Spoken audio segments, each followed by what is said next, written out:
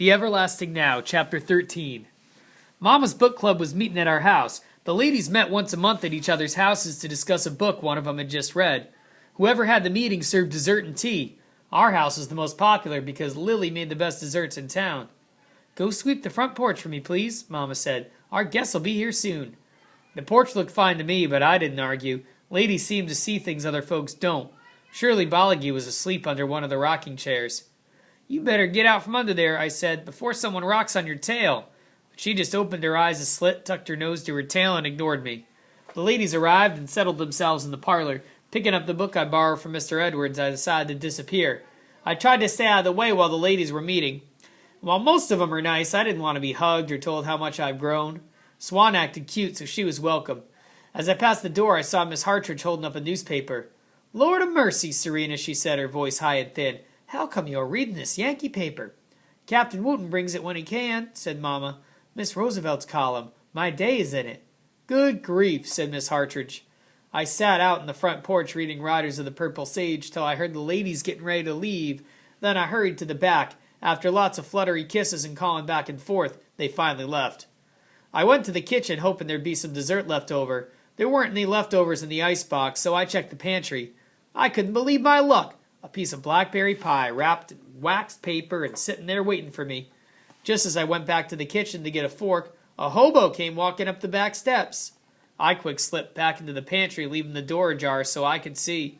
When he knocked on the screen door, Mama and Swan went to answer it. "My name's Hopper," he said, his hat in his hand. His hair and beard were the color of a copper penny. "I was wondering if you could help me out with a bit of food, missus. I don't have any money to pay, but if you'll allow, I could draw your little girl's picture. I'm a pretty fair artist," he said, taking a stick of charcoal from the pocket of his faded blue shirt. "And if you could see your way clear, maybe you could furnish me with a piece of paper." Something about him must have made Mama feel at ease. She told him to have a seat on the porch. Then she dished up a plate of black-eyed peas, sweet potatoes, and cornbread that Lily had cooked for tonight's supper. She handed the plate to Mr. Hopper, closed the screen door, and opened the pantry door. "Brother, please fetch Mr. Hopper a glass of cool water." I swear, she's got eyes in the back of her head. I took the glass out to the porch, then Swan and I sat with him while he ate his meal. He said he'd be glad of the company. "You ever heard of the Federal Arts Project?" he asked, sopping up the juice of the peas with a bit of cornbread. "Yes, sir," I said. "There's a mural at the post office that was painted by an artist with the fat." I didn't tell him how silly the picture painted on the wall was. Everybody grinning like a mule eating briars while they picked cotton in the heat. "I'm hoping to get a job with them," Mr. Hopper said. "They'll hire me if I'm good enough. I'd like to paint a mural, too." I thought, if you know anything about cotton, you'd be good enough. He said that when he got out of art school, nobody was buying any art. "I got a friend working for the FAP. He got a job with them because he couldn't make enough money to feed his family. Times are hard for writers and artists, harder than usual." He put his plate aside. It was so clean it looked like it had been washed. "Some folks don't think much of artists. They think we're strange. One thing about the Depression, though, with folks broke and unemployed, we don't seem so strange anymore." Mama returned with some drawing paper and a pad to work on, and Mr. Hopper started to draw Swan's portrait. "Sit as still as you can," he said, and for once she did as she was told. "You don't look like a hobo, Mr. Hopper," she said, staring off into space. "Shut up, Swan," I said. "Don't be rude." "It's all right, brother," he said, making swift strokes with the stick of charcoal. "I am a hobo for the time being. Do you know the difference between a hobo, a tramp, and a bum?" "No, sir," I said. "A hobo works and wanders. A tramp dreams and wanders. A bum drinks and wanders." Like Mr. Linton, I thought. He's a bum. It's kind of funny, but the homeless hobos I'd met were nice. Some of the home folks that aren't. In a little while, Mr. Hopper held up the finished drawing. One look and I knew the FAP would be lucky to get him. Swan took the picture and tried to show Mama. "Don't go yet, Mr. Hopper," I said. "I'll be right back." I took him the pie, still wrapped in the wax paper. It's blackberry with a sugar crust. Our cook, Lily Luther, made it. "Were you saving this for yourself, brother?" he asked. "No, sir," I said, crossing my fingers behind my back. "I'm much obliged. I hope I can return the favor one day." Mama thanked Mr. Hopper and put Swan's picture on top of the bookshelves that held some of Grandpapa Yeatman's law books. He was a brave man even after he got death threats. That's the law, he'd said, and the person hasn't been born who can tell me how to defend it. Hanging over the mantel under his portrait was the sword my great-grandfather carried in the Civil War. He was killed at Gettysburg. It seemed like all the men in our family have been brave, like my daddy defending the picket line at the newspaper. If he were here, maybe he could teach me to be brave. As it is, I'm hoping to get braver as I get older. Chapter 14. The front hall was cool and quiet and smelled like beeswax. There was nobody downstairs and the front door was open.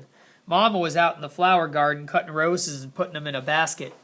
Your grandmother brought cuttings of this rose when she came here as a bride, she said, to Madame Hardy. She bent her head over the white, open rose like she was drinking from a fountain. Swan tiptoed across the dewy grass in her pajamas. I can't find Shirley Bolligy, she said. I've been looking for her, but I don't know where she is. Oh, she's probably playing tiger in the tall grass, said Mama. She'll be back. Come on, let's get some breakfast.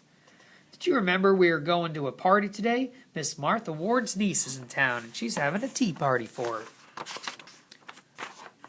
Where's Lily? Swan asked as if we went back to the kitchen. It's Wednesday, said Mama. She's taking the morning off instead of the afternoon. At breakfast, Mama got up twice to go look for Shirley Bolligy. Swan had checked Shirley's dish, but her food hadn't been touched. She's never late to eat, said Swan. When they were ready to go and Swan was dressed in her new pink dress and acting prissy, Mama stopped me in the hall. Don't forget, you need to go to the dairy. We don't need buttermilk, just some cream and a little butter. Take a couple jars of Lily's pickled peaches with you. Adelaide just loves them. We'll be back later. It was hot as a firecracker by the time I got back. My hat kept the sun off my head, but it didn't help much. I went in the back door and straight to the icebox. I put in the milk and butter and poured a big glass of iced tea, but it was yesterday's and tasted like old wire. Mama and Swan hadn't come back yet, and neither had Lily. I started to make a peanut butter and jelly sandwich, and then I noticed that Shirley Bolligy's food dish was still untouched. That wasn't right, so I went to look for her.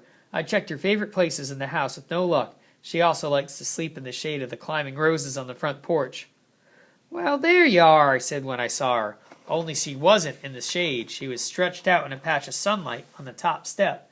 Her fur was dusty and sprinkled with bits of dried grass, like she'd been rolled in the weeds along the road. When I touched her, she was too still. Then I saw the cord around her neck.